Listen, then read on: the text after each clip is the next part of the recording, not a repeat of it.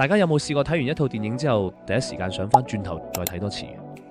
無雙就係咁樣一套電影，因為當你以為自己已經知道真相嘅時候，電影最後會嚟個超級大反轉，直接將你之前相信嘅一切徹底推翻。今日就同大家一口氣睇完無雙。故事一開始，警方喺泰國引渡咗一名男子返香港，佢叫李文。李文表面上只係一個畫家，但警方相信佢其實係國際偽鈔集團嘅重要成員。呢個集團由一個神秘人物領導，代號叫做畫家，多年嚟製造出幾可亂真嘅超級偽鈔，而警方一直都盜唔到畫家真正身份。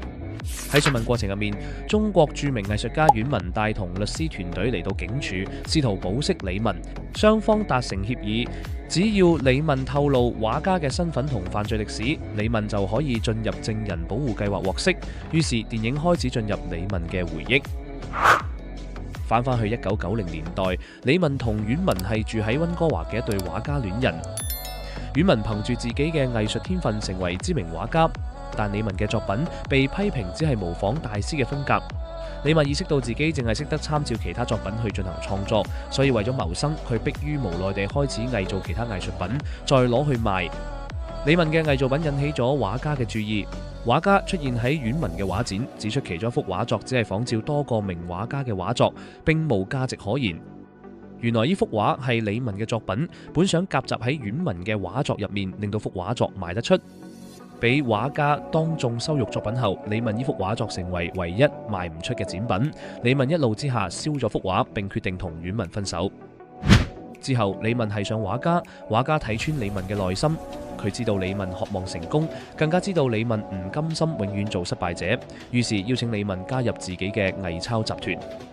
一開始李文並唔願意，但現實嘅殘酷最終令佢接受邀請，並跟隨畫家離開加拿大，翻去香港，目標係賺錢翻嚟，贏翻阮文嘅心。李文用自己高超嘅畫工協助集團破解美鈔防偽技術，成功製造出完美偽鈔。集團生意越做越大，而畫家亦逐漸展現出恐怖嘅一面。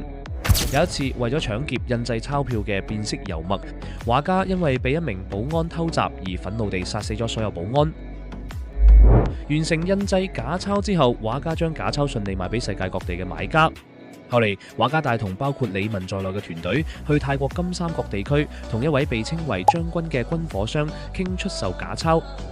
將軍願意出多1倍嘅價錢，但要求畫家團隊留低，用半年時間傳授印假鈔技術。畫家回應佢知道係將軍害死咗佢嘅父親，所以今次嚟唔係講買賣，而係嚟報仇。畫家同佢哋嘅團伙即時發動咗攻擊，最後殺死將軍並摧毀佢嘅據點。呢個過程入面，李文救出將軍嘅偽鈔專家秀晴因為受傷毀容，喺畫家幫助下進行整容手術，康復後加入咗畫家嘅團隊。畫家俾咗佢一本假護照，個名係阮文。呢件事之後，畫家團伙喺金三角隱居大半年，之後佢哋返咗香港。呢個時候，李文得知真正嘅阮文正喺香港舉行畫展，佢已經成為一個成功嘅藝術家。但李文同時亦得知阮文已經同另一個男人訂咗婚。同一時間，畫家計劃同一個從未見過面嘅新買家馬主教進行交易，但畫家發現佢哋團伙嘅電板專家吳欽私下喺加拿大用自己印製嘅假鈔，唔單止違反佢哋嘅韓規，而且留底咗線索俾皇家加拿大騎警，繼而派出臥底扮成買家馬主教，以圖捉拿畫家。畫家殘忍咁將違反韓規嘅吳欽全家殺死，並命令李文喺交易過程中將馬主教殺死。但李文猶豫咗，畫家隨即殺死咗馬主教，並對李文嘅懦弱感到失望。畫家向李文展示被綁喺隔離房間內嘅阮文同佢嘅未婚夫。畫家堅持認為，如果李文真係想贏翻阮文，佢應該透過殺死佢嘅未婚夫嚟證明呢一點。當李文拒絕嘅時候，畫家親自開槍打死咗阮文嘅未婚夫，導致李文同佢反面向畫家開槍。喺隨後嘅槍戰中，畫家團伙幾乎所有人都被打死，唯獨畫家唔知去向。生還嘅李文同秀晴逃去李文喺泰國嘅新居，佢哋知道畫家一定會為佢哋報復。李文最終因為偽造文件俾泰國警方逮捕，並喺人群中注意到畫家嘅身影，意識到畫家正想佢報復。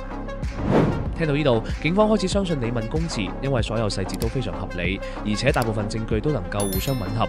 警方甚至根據李文描述畫出畫家容貌，並展開追捕。李敏則被保釋，同阮文一齊被護送到一間酒店。李敏離開警署後，何偉南注意到一個警員同李敏描繪嘅畫家樣貌相符，認為係畫家冒警進入警署。結果何偉南動員大批警察將嗰名警員制服，但後嚟查明嗰名警員係一名真正嘅警察。當日押送李敏到警察總部嘅警車就係佢駕駛嘅。呢個時候，成套電影迎嚟最大嘅反轉。一眾警察意識到李敏係臨時利用依位佢啱啱見到嘅警車司機嚟偽造畫家嘅樣貌並塗，而李敏啱啱所述同畫家嘅故事，亦可能係佢自己作出嚟。故事翻去李敏嘅回憶，畫家呢個角色唔係任何人，正正就係李敏自己。真正嘅阮文目前喺中國，而香港嘅阮文其實係受情。當年佢確實接受咗整容手術，但真正嘅畫家李敏命令整容醫生將佢整容成阮文嘅樣。受情對李敏有感情，但李敏只係將佢當作阮文嘅替身。當日係受情禁錮阮文同佢嘅未婚夫，後嚟更將阮文未婚夫殺死，導致畫家團伙內訌而多人死亡。受情並向泰國當局舉報咗李敏。李敏喺監獄寫信向受情尋求原諒同幫手逃走。李敏同受情返到酒店之後就殺死咗看守佢哋嘅警員，搭船逃離香港。喺逃離香港嘅船上，受情話俾李敏知，佢故意喺海上兜圈，其實仲喺香港，並將船隻線索話俾警方知。當警察包圍佢哋時，佢宣稱自己厭倦咗作為阮文嘅替身生活，並引爆咗船上嘅一批炸藥。電影嘅最後，何偉南前往內地拜訪真正嘅阮文，告知佢畫家已經死咗嘅消息，但阮文冷漠咁表示，咁樣唔可以令佢嘅未婚夫復活。當何偉南向阮文展示李敏嘅相，詢問阮文係咪認識李敏時，阮文表示李敏只係佢喺加拿大時嘅一個鄰居。呢個位亦都揭露咗李敏同阮文嘅關係，亦都係編造嘅。李敏對阮文嘅迷戀只不過係單方面嘅愛慕。一直以嚟，李敏將自己塑造成受害者，再創造出畫家嘅虛構人物，將所有罪行推到對方身上。而電影前面大部分劇情其實都係李敏向警方講述嘅版本。換句話講，觀眾一直睇緊嘅根本唔係事實，而係李敏精心編造出嚟嘅故事。更加恐怖嘅係，李敏創造畫家形象時，竟然直接借用一個陌生男人嘅樣，令警方追錯方向。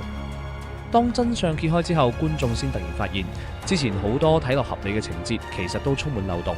而電影一直利用觀眾視覺引導大家相信李敏，直到最後一刻先反轉。呢個就係無雙最精彩地方。